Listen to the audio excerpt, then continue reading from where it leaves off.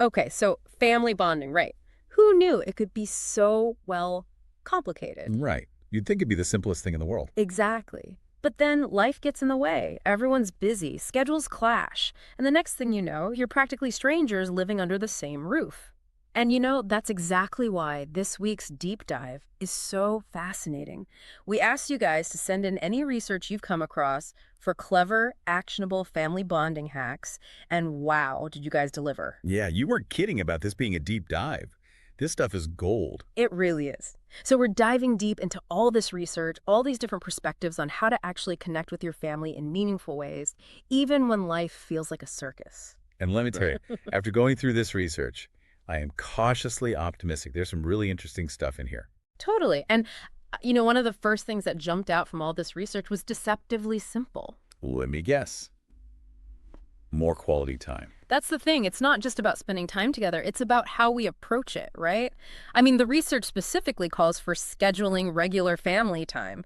And I can practically hear the groans out there. Scheduling fun? That's an oxymoron. Yeah, it does sound a bit, I don't know, forced, doesn't it? Like, all right, everyone, it's mandatory family fun time from 6 to 7. But here's the thing the research gets at. Our brains are funny like that. We actually crave structure more than we think. Think about it like this. Imagine you have a free Saturday afternoon. You can do anything, right? Dangerous, I know. Too many options. Exactly. Hmm. But because there's so many options, you might end up just scrolling on your phone, not fully committing to anything because, well, what if something better comes along? Now imagine that on that same Saturday, you'd committed to taking your kids to the zoo weeks ago. You've bought the tickets. It's on the calendar. Rain or shine, you're going to the zoo. Right. And chances are, even if you were feeling lazy that morning, you'd end up having a great time because that anticipation, that commitment, it actually helps us enjoy the experience more. It's like we trick ourselves into being more present. Exactly. And then the other thing this does, and this is huge with families, is it gets everyone on the same page. If everyone knows that Tuesday night is game night or Sunday morning is pancake breakfast and a walk in the park, well, it reduces those power struggles and those last-minute negotiations. It's like that saying, happy wife, happy life, but for the entire family. Exactly. Happy, less stressed parents, more harmony all around. It's brilliant. And I love that this whole approach is backed by actual science. This isn't just some parenting guru's opinion. But okay, let's say we've tackled the win of family time.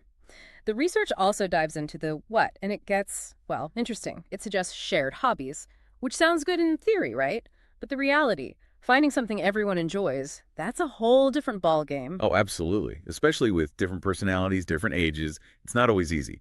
But I think the key here, and this came up a few times in the research, is to think outside the box and maybe start small. Instead of aiming for this big, elaborate hobby that everyone's instantly passionate about, try looking for points of overlap in your existing interests. I like where you're going with this. It's about finding those little threads of common ground and weaving them together. Right. And sometimes it's about reframing what a shared hobby even looks like. For example, your research mentioned family meals. Now, not everyone's a master chef, right? Mhm.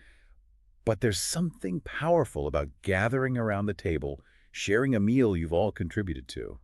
There's that teamwork element again, that shared goal. Yeah. Plus, who doesn't love food? Am I right? Exactly. Even if it's just something simple, like instead of just ordering pizza, how about having a pizza making night where everyone gets to choose their toppings? Yeah. Maybe gets involved in the prepping. Oh, I love that. Although I will say, speaking of family cooking adventures, my family once tried making pasta from scratch. Let's Yeah. just say it ended with a flour explosion in the kitchen and a newfound appreciation for takeout.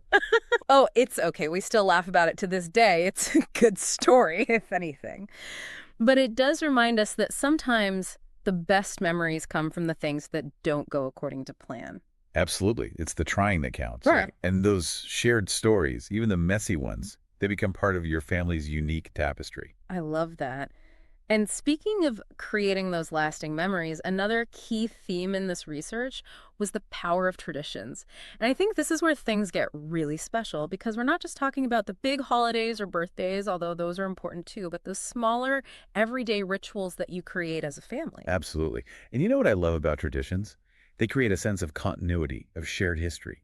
They give us something to look forward to, something that makes us feel grounded and connected, even when life throws curveballs our way. They're like anchors. And the best part is you can create traditions around anything. big or small. Exactly. Yeah. Like even something as simple as having a designated tell me about your daytime during dinner, where everyone shares one good thing and one challenging thing that happened that day, it becomes a ritual, a safe space to connect. I love that because it's not just about sharing the highlight reel, right? It's about creating space for those real, honest conversations, which is honestly the cornerstone of any strong relationship, familial or otherwise. And that leads us to what I think is the most important takeaway from all this research, encouraging open and honest communication. Easier said than done, though, right? Well, 100%. And I think one of the biggest hurdles is that families often fall into these communication patterns, these habits that can be tough to break. Maybe one parent is super direct while the other is more avoidant, or maybe there's a sibling who always has to have the last word. But the good news is, even small tweaks can make a world of difference. So, how do we actually do that? How do we break those patterns and start having those deeper, more meaningful conversations? Well, for starters, I'm a big fan of conversation starters, especially for families who aren't used to having those deeper talks. Having a few prompts up your sleeve can be a game changer. Like instead of just asking, how was your day? Which, let's be honest, often gets you a fine and a shrug, try asking things like, what made you laugh today? Or what are you most grateful for right now? It just opens up the conversation in a different way. It's like you're giving them permission to share those deeper thoughts and feelings, That's right? exactly. Oh, And the wow. more you do it, the more natural it becomes. And that's really what it's all about, finding those small, consistent ways to build connection.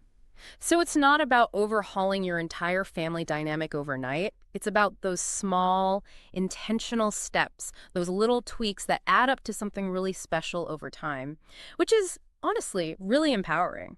Because it means that no matter how crazy or chaotic life gets, we have the power to create those strong, lasting bonds with the people who matter most. Couldn't have said it better myself. So, as we wrap up our deep dive here, I'm curious, what's your biggest takeaway? What's one thing from all this amazing research that you're going to try and implement in your own life?